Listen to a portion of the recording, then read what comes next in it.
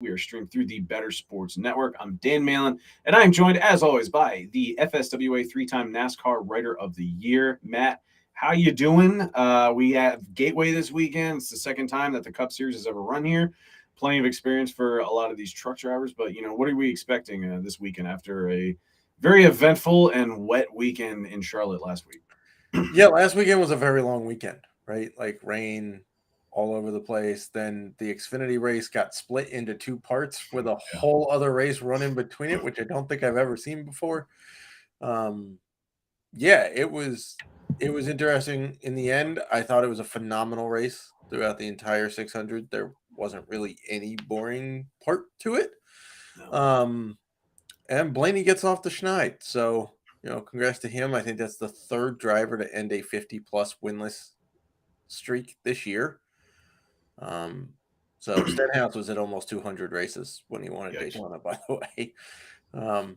This weekend, look, St. Louis Gateway is quickly becoming a favorite track of mine. It puts a lot of stuff in drivers' hands. There was actually passing here last year, despite what we want to believe. And I don't think weather's going to be an issue.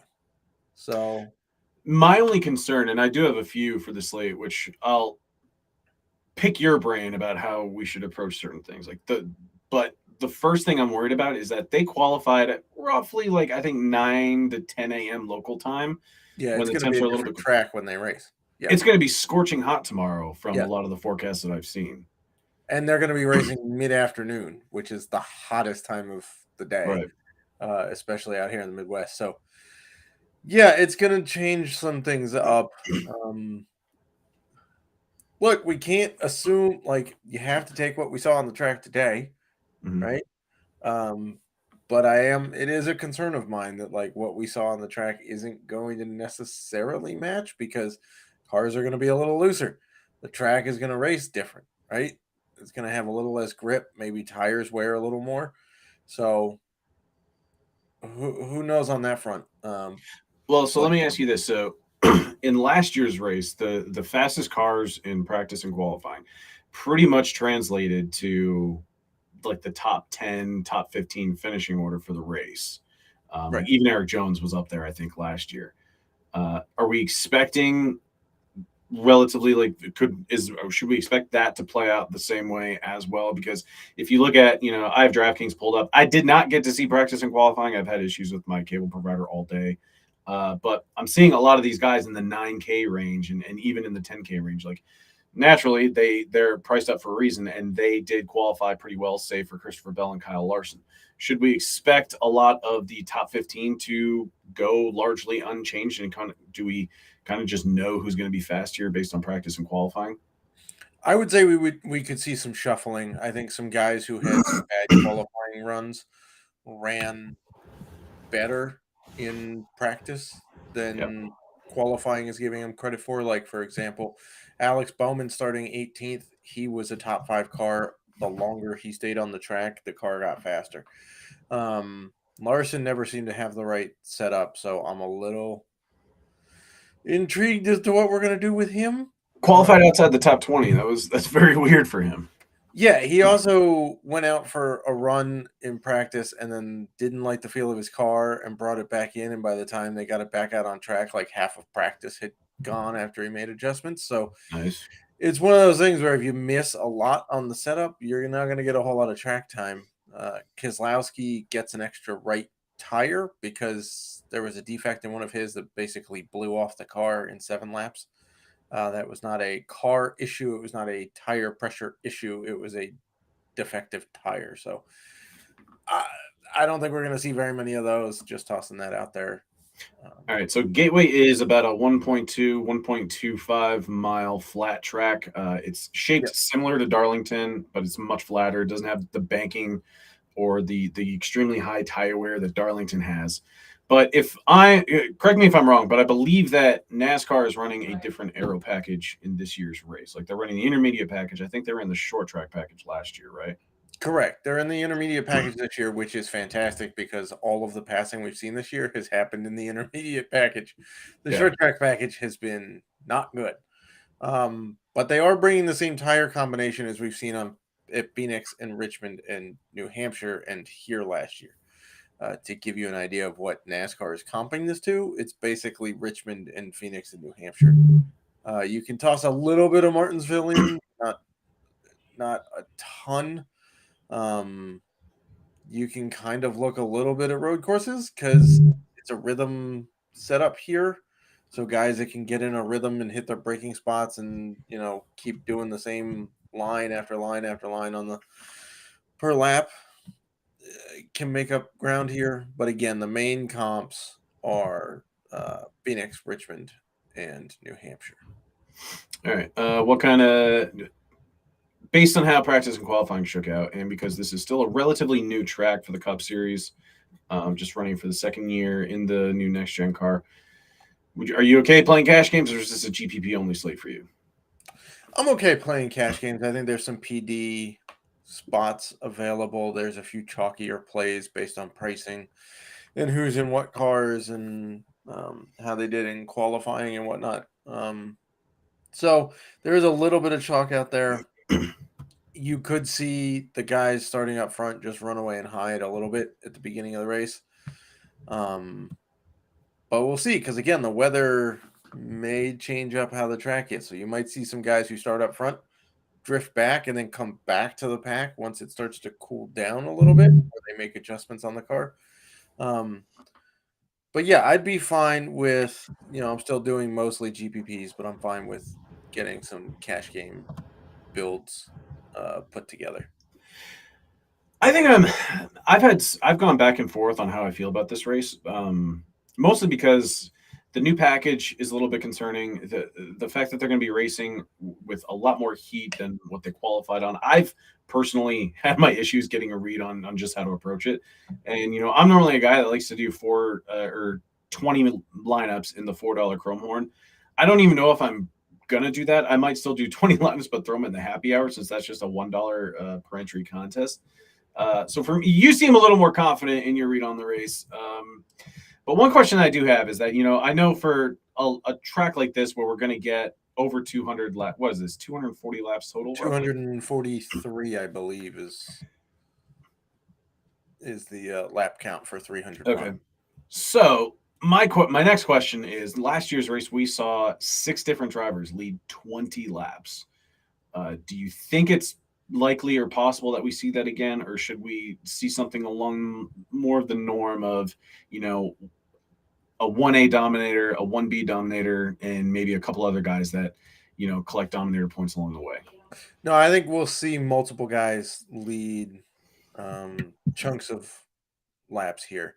A couple reasons. One, we've already seen that happen multiple times in the intermediate package this year, right? Not to comp it to Charlotte, because Charlotte had 400 laps, but it took forever to get somebody over 100 laps led in that race, right? We had a bunch of comers and goers.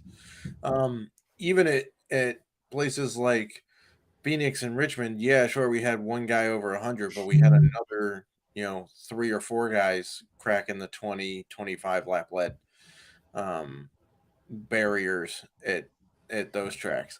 So I would say early on, we might see one guy lead a good chunk of the first stage, but then after that, and people get adjusted to the track and get all their adjustments in, we're really going to see some racy situations in the second, third stage. So if you want early laps led, the guys starting out front are probably your best bet. Whether they hold on to that throughout the whole lead or the whole race, I don't know. Look, Kyle Busch ran the fastest qualifying lap out there, right? He put it in the 32.7s, I think is what he ran. It was pretty for his qualifying lap, I thought it was like I thought it was sub 30. Maybe I'm wrong. 30. It was whatever it was in the 7s. Whatever everybody else was, he was like a 10th of a second faster. Yeah. But so he may run out and hide a little bit at the first stage, but I would suspect that the field will come back to him. I don't think he's going to go and lead 150 something plus laps tomorrow. Would you be okay playing him in cash games just because we can assume he's going to get those early dominator points? I would say so. I mean, look, the 8 car was pretty reasonably quick here last year as well. Obviously, different driver. Kyle Busch is more skilled than Tyler Reddick at this point. So if you're Not putting to them mention together, Bush last year, granted he was with JGR, but he led 66 laps, had right, 46 fastest laps, and finished second. right. So it's not like he had a schlubby day. He was like battling it out with Logano in that whole third stage last year for some excellent racing. So yeah, I would assume that Kyle Busch would be playable in cash. I don't think. Look, he's under 10 grand on DK. Yeah. So getting a pole sitter on a relatively short track under 10 grand is basically a gift. Now let's talk about Team Penske real quick. Pretty much in this package all year long, they were brutal. And the weather conditions did help them last week. Austin Cindric, I'm pretty sure he got caught in a wreck at Charlotte. Before he wrecked, he was having a really good run. He was top 15, but mostly a top 20 car. Joey Logano was up in the top 5 at times, but then he kind of drifted back. But ultimately, it was the Ryan Blaney show at Charlotte. And all three of those drivers, Blaney qualified P2, Logano is P6, Cindric, I believe, is P10. Yes, he qualified P10. Do we expect them, I guess, to carry over the success from last week, or do we see them kind of come back down to reality and maybe be some drivers that could just blow up if we decide to maybe take advantage of what they showed last week? Well, so that's the interesting part about this track, right? It's the intermediate package, which we've known that the Fords have struggled in the intermediate package due to aero and whatever this year at the bigger tracks. But this is a kind of track where the aero doesn't necessarily matter quite as much because it races more like a short track. It's flat, it's 1.25 miles, so it's shorter than Darlington. It's a little longer than New Hampshire. It's a little longer than Phoenix, and we saw what the Fords did at Phoenix, right? Let's not forget that Logano won this race last year. So I think they're in a good spot because they're at a track where it's a package that fits their drivers' driving styles, but they're not handicapped by the arrow that's on that package. If that makes sense. So No, it does. I think they've got a boost from doing so well at Charlotte, and Logano certainly has confidence because he won this race here last year. Yeah, he's always been kind of the king of that guy that can go out and win on a track for the very first time.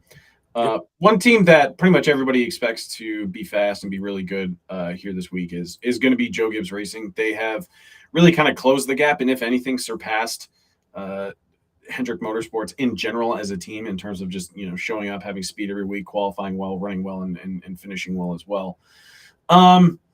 And Denny Hamlin and Martin Truex Jr. are both over $10,000 on DraftKings. They are starting P3 and P5 respectively. Christopher Bell is actually the most expensive driver of the three. He's 10-7 on DraftKings, but he is starting P17. And way down the list at 7,800, he's discounted this week. We do have Ty Gibbs starting P15. I'm just kind of expecting all these cars to be fast this week, and I was actually overweight on Ty Gibbs last week. I was really bummed out that he didn't finish with the speed that he had because I know he was caught in a wreck. I mean, I thought that was like easily a top 10 car, potentially top 5. Plenty of faith in Joe Gibbs Racing this week, assuming that all of them should show up. Yeah. Look, Denny had the best long run car in practice. He's also got the mojo of thriving off the hate from Chase Elliott fans. He seems to thrive off of when people really dislike him. Thanks, by the way, for ruining his own bracket by calling for Chase Elliott to be out for one of the key races in his bracket. But yeah, I mean, Ty Gibbs has just been Mr. Consistent over the last several races here. He's just kept his head down, not gotten involved in any of the shenanigans we saw in the Xfinity series from him last year.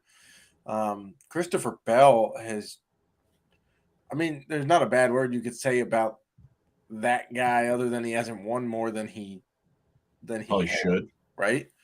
And Truex is always in play at the shorter, flatter tracks. Like, they should be good. Toyotas as a whole should be good here. This is a track that fits what they typically do well. That goes for 2311 as well. We've seen Bubba. If you include the All-Star race, he's got 4 straight top fives going. Reddick is starting to put it like I don't know what to make of Reddick at this point. Basically, like he did well in the Cup 600, right? Him and Bubba both finished top 5. But he seems to be like I can't tell if he's putting it together or this is just another flash of him putting it together before it comes back down to earth a little bit again. I don't know. He's been tricky this year.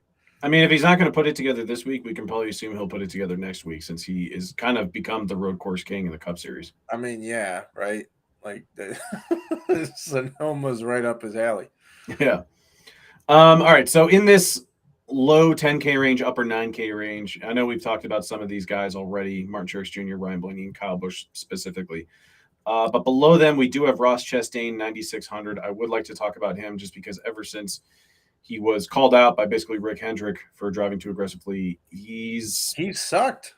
Yeah, he hasn't been very good. He was awful at North Wilkesboro. Yeah. I mean, granted, he finished 11th, but I thought he would be better. And then last week, started 14th. I was very heavy on him in my Chrome Horn lineups, and he never really was not he a racing? single dominator. Yeah, it was like he was always running just outside the top 20. Didn't have a single dominator point. Yeah. And for 10,100, that was an incredibly disappointing performance. But we do have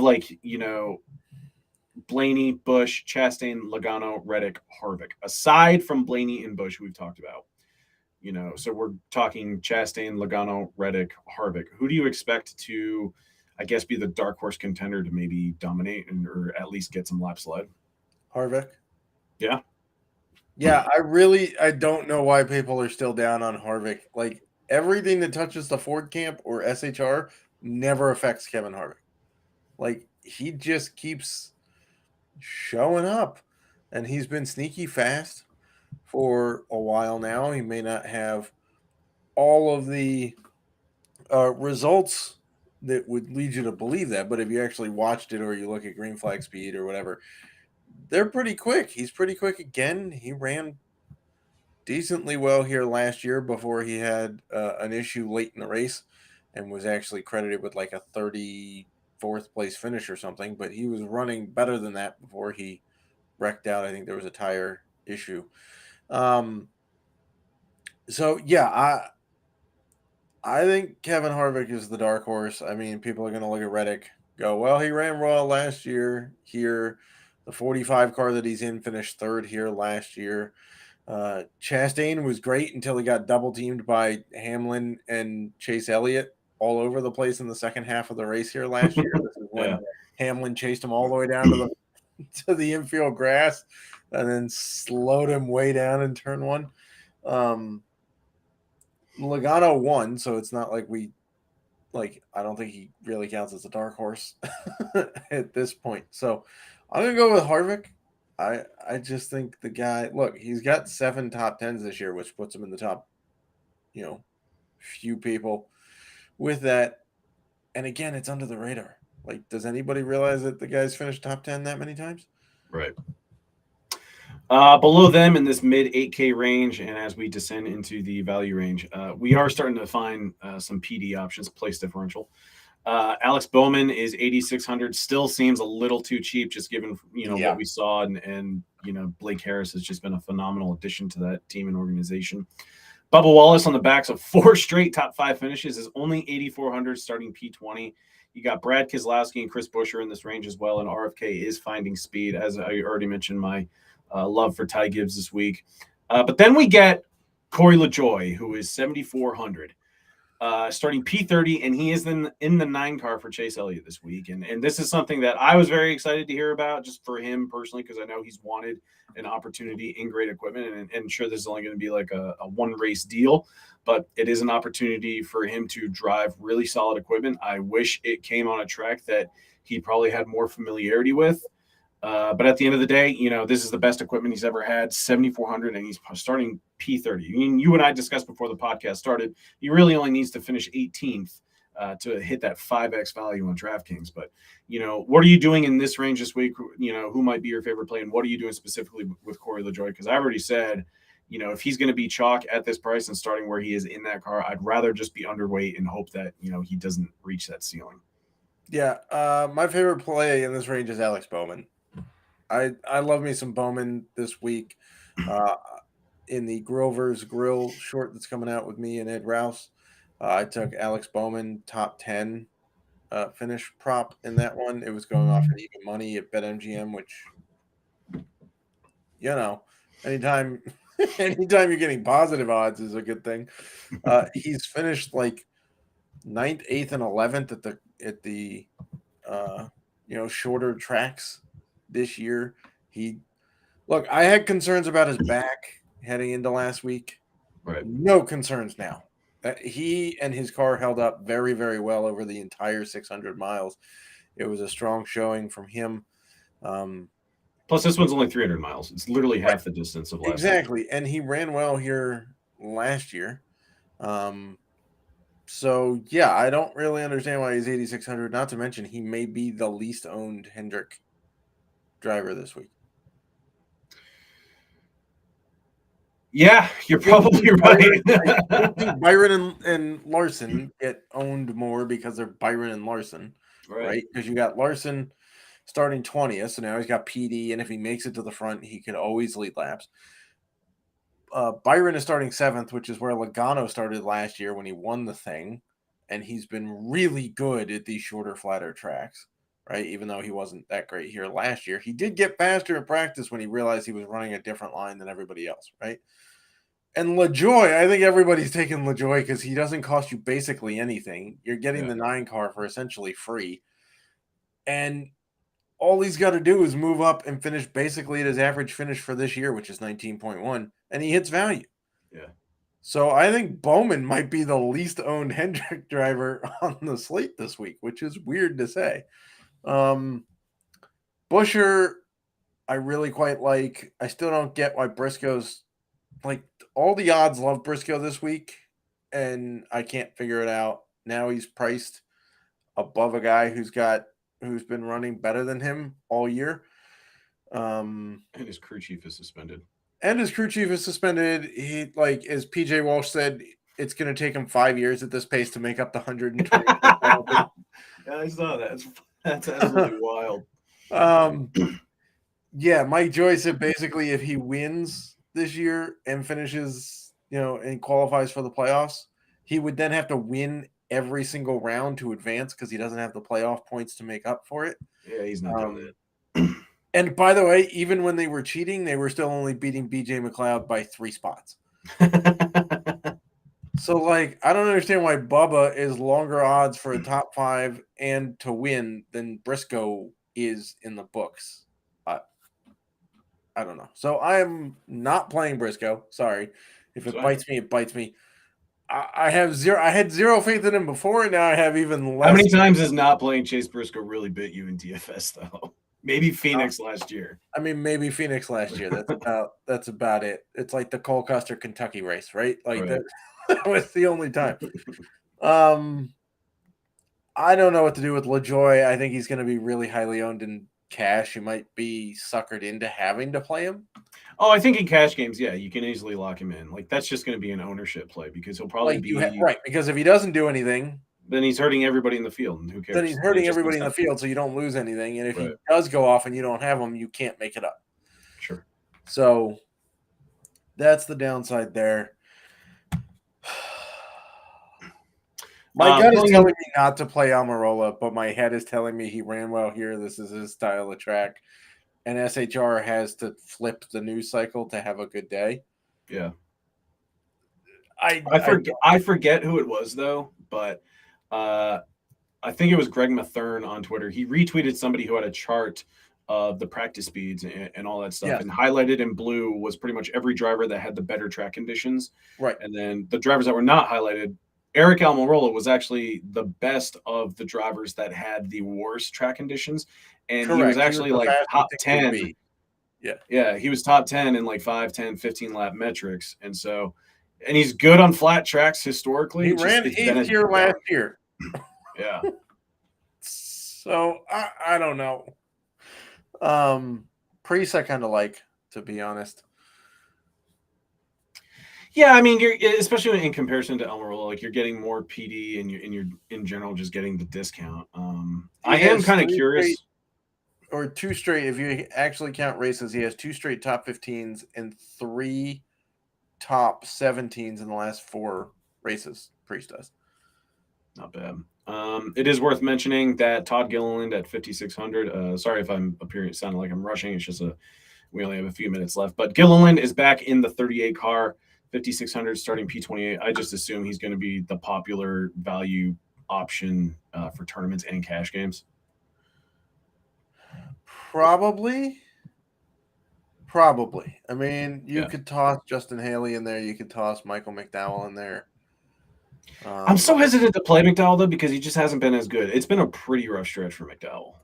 He ran well in practice, though. I do have to give him that. But it has been a rough stretch for him. What are you doing with Carson Hocevar, who was in the 7 car for Corey LaJoie this week? I'm not playing him. No, he's got more experience on this track than everybody in the field. Yeah, but he's racing a cup car for the first time. And he just, like, I saw his practice interview, and he looked like a kid that was just happy to be there. Yeah, that 6'4" happy child. But my thing is like I'm always not sure what to do when we get first timers in the next gen car, because Zane Smith I think had the same deal here last year, and if I recall, I think he was top 15. I don't think he was top 10 though. Yeah, that's true. But Ben Rhodes, on the other hand, wrecked AJ Allmendinger's car in practice and was never allowed in the garage again. So, and Allmendinger took that car from 35th to 10th without having practiced it or ever been at the track. I don't know. I mean, I guess out of the group that's like Gilliland and Hocevar are certainly the top 2 guys that are appealing under the 57 price tag, but like now we're talking dumpster diving because obviously McLeod. Oh, I could throw out JJ Yaley. He did have a good race last week. I got to give you that. He hasn't been all that bad. I think it was Kansas. He even finished 23rd, and he started 35th, and like that was 31 fantasy points, and like he's still under $5,000. And I mean, he picked up short 600 last week.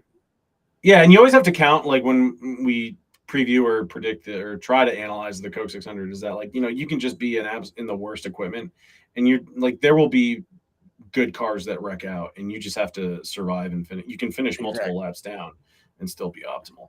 But do you have any final thoughts before we wrap it up? We've got a couple minutes left.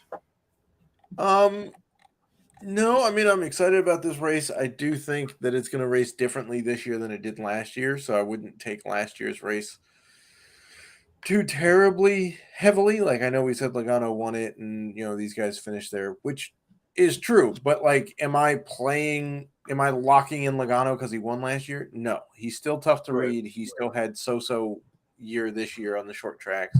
Yes, it's a different package, but when I do the playbook, I will reference the similar tracks and their histories there, which is New Hampshire, Phoenix, and Richmond. Cody Zeeb and I on the NASCAR Gambling podcast talked about this earlier in the week. You can go listen to that too. So yeah, I would build for a couple of different. Either one guy's going to lead a bunch of laps, or they're going to split them. Either you're going to have a bunch I would of probably lean on the side that it would just be split, because we just still haven't seen. And granted, even though Ryan Blaney was the most dominant car, and if there were half as many cautions as there were last week, he probably leads a lot more laps. Right. The issue is that William Byron was winning the race off pit road, and he was just getting cheap laps led just under caution. But that could have been an even more dominant performance from Blaney. Correct. All right. Well, Matt, thank you so much for your time. Best of luck to you this week. We will be on the lookout for the NASCAR DFS playbook on fantasyalarm.com. So best of luck to you, and best of luck to the FA Nation. Best of luck, FA Nation.